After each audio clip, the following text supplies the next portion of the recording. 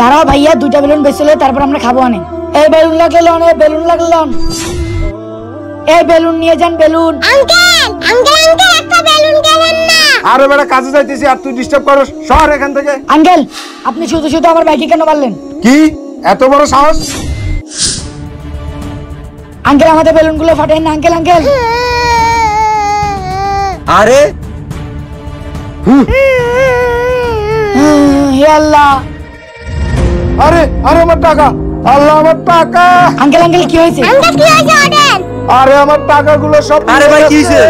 আরে ভাই আমার টাকাগুলো সব ছিনতাই করে নিয়ে গেছে। আরে ভাই, এখন নিজের পেটে লাথি পড়ছে দেখে কান্না করতেছেন।